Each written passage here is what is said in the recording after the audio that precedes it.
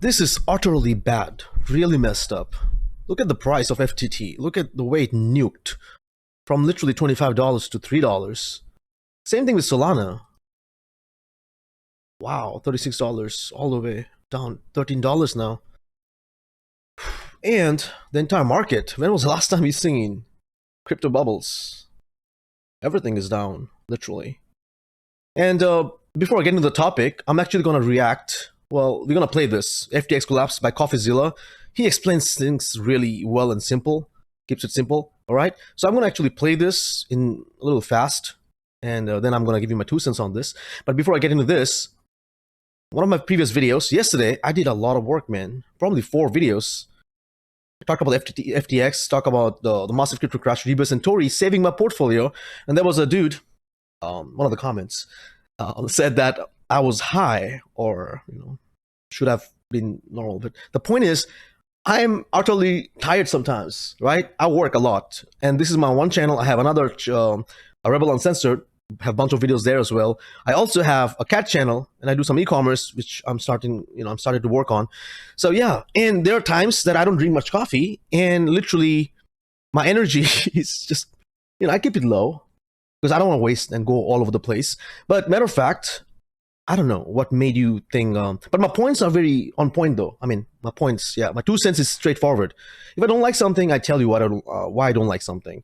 It's not because I'm under the influence of something, and that's why I'm changed or whatever.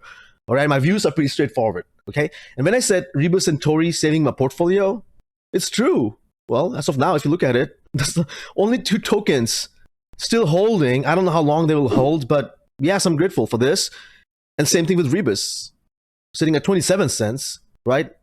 I got it in pretty early. But however, yeah, it's not so bad compared to every single thing. EMOS is sitting at 130 cents. Massive.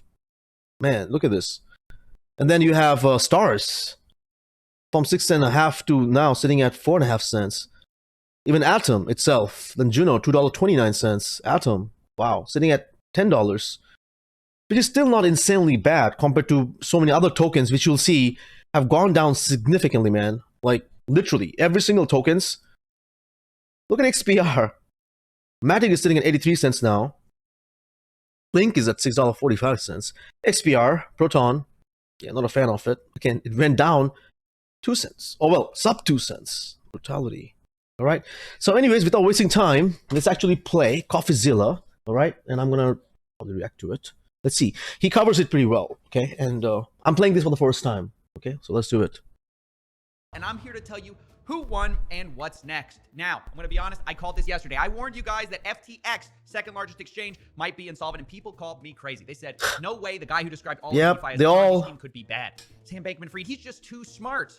FTX, after all, is endorsed by Tom Brady. What could go wrong with another celebrity endorsement? People like Larry David. This guy, CoffeeZilla, is pretty much like one of my alter egos. He says stuff that I would want to say, but my channel is not exposing scam on a constant basis. His channel is dedicated to exposing scams and bad actors and all that stuff. It's all negative.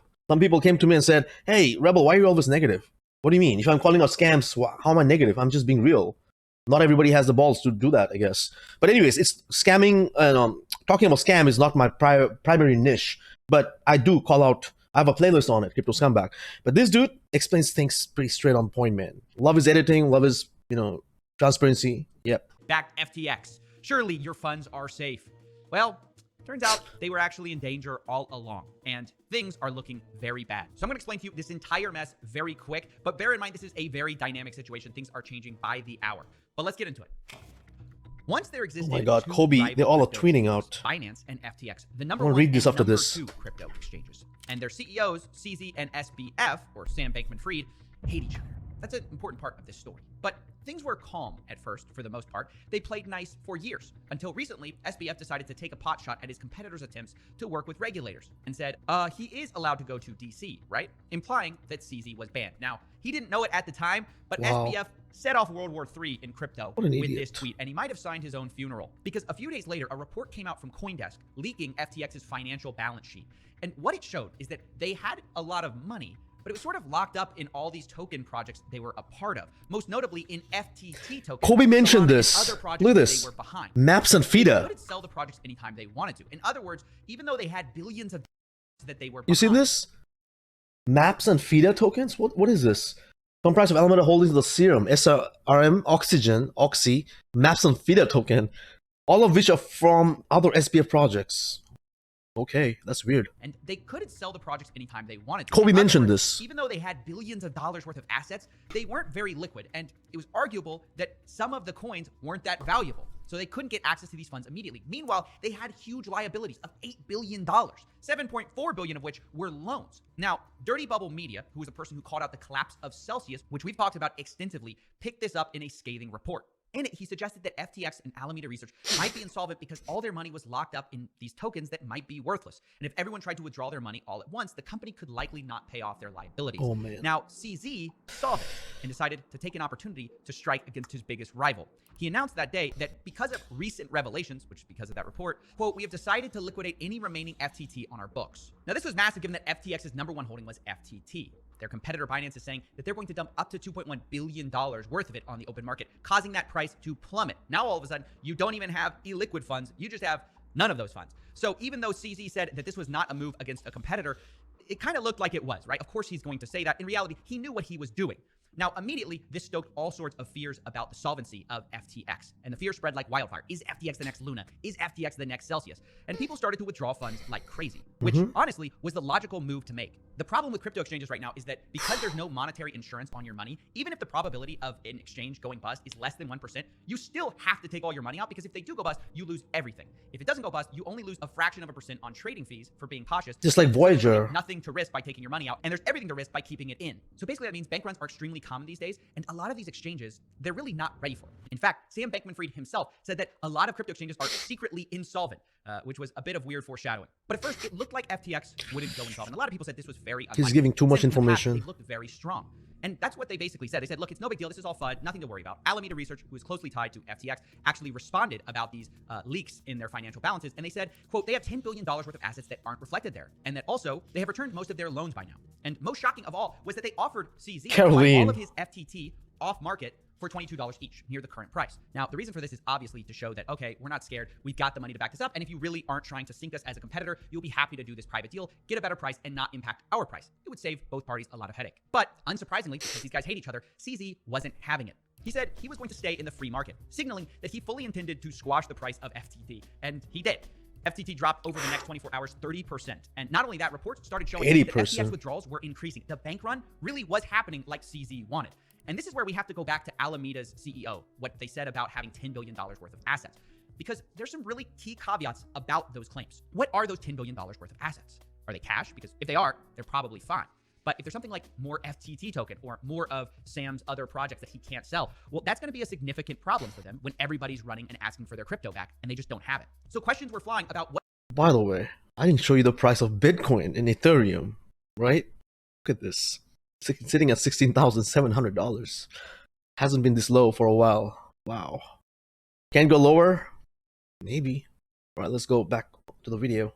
FTX was doing with your money when you deposited it. Were they just giving it to Alameda Research, which is sort of acting like a hedge fund and trading with your crypto, trying to make a big return? Or were they keeping your funds safe and just practicing proper risk management? Well, this is where everyone just basically waited with bated breath to see what was going to happen next. Uh-oh, this looks pretty bad. They froze withdrawals. And that's what they did. He basically went, by the way, the withdrawal is open again, according to Kobe. Why did you do that again? I don't understand. I'm going to read some of the tweets in a second. Let's finish this. We're close. On how bad this looks on them. Why aren't they speaking? And people started to circle back to old clips of Sam Bankman-Fried describing DeFi and crypto as basically a Ponzi scheme positively, and they wondered, how did any of us trust this guy? I think of myself as like a fairly cynical person. Watch this. And that was so much more cynical Yeah, than how I would have described farming.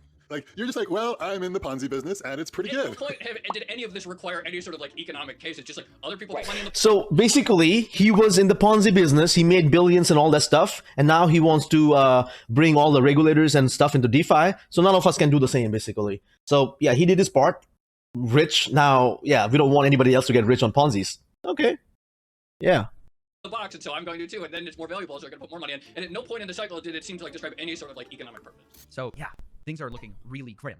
But if you have your money locked up on FTX and you're doing stuff right now, take a deep breath because things look like they might be fine.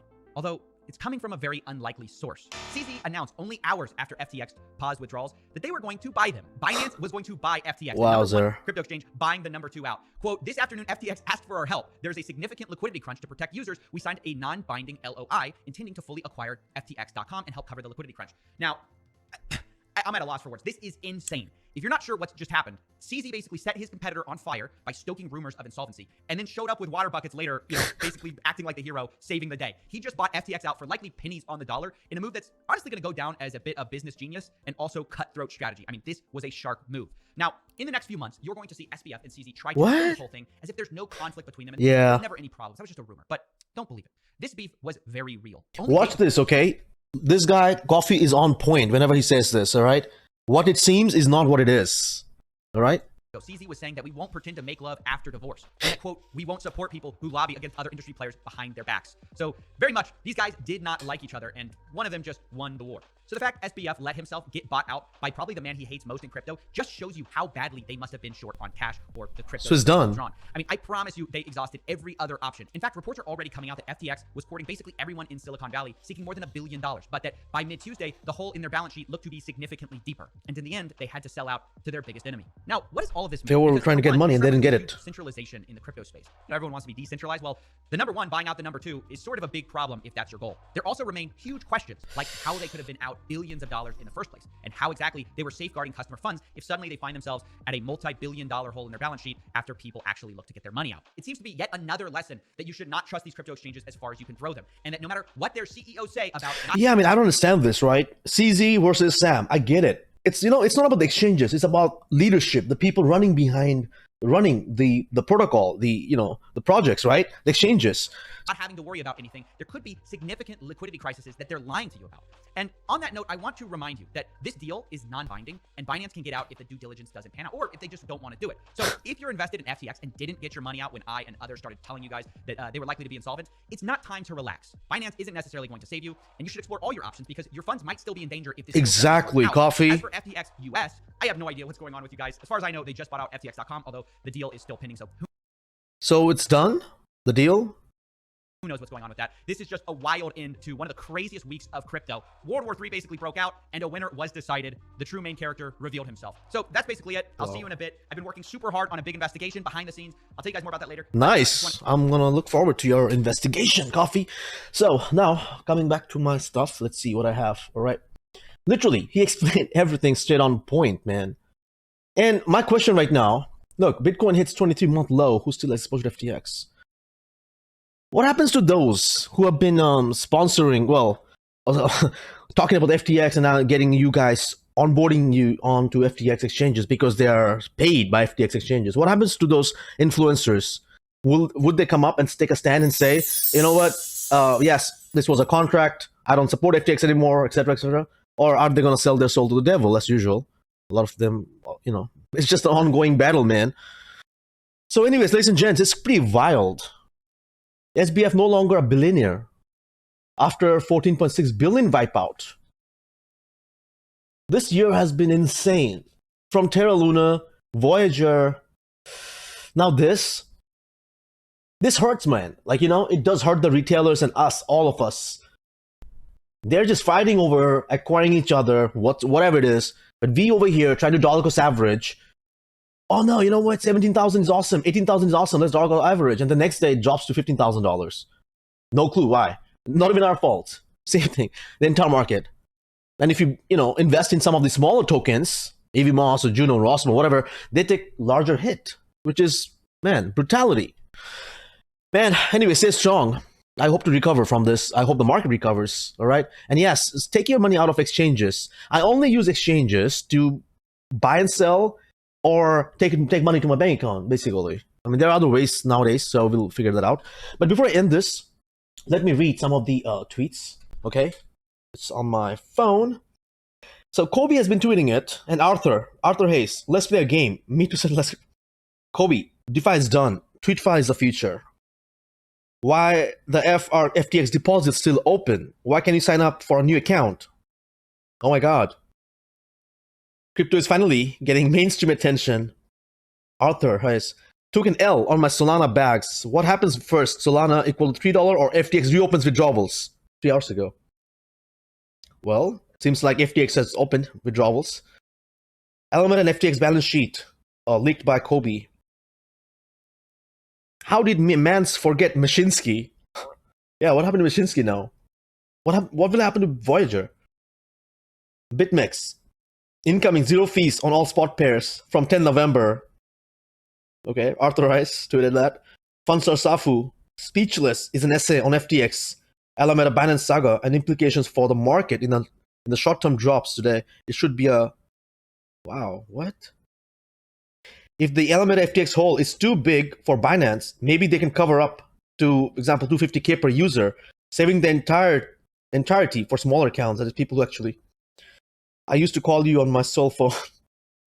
Wow. Oh my God, bro. This is one of a kind in history. Literally, like Coffeezilla said, World War III just broke. And this just getting started. No idea, right? Because it's going to freak out a lot of investors now. I'm not sure if they want to hold it. They want to, keep their money in certain exchanges. One chain reaction, one stuff starts a chain reaction, and then that's it. Affects the entire crypto market. So anyways, ladies and gents, I'm going to check on this, see what people are talking about, get some more intel, and I'm going to bring it to you sometimes later tomorrow. All right, so stay vigilant, stay safe, don't get wrecked. All right, and I'll see you in the next video. Peace.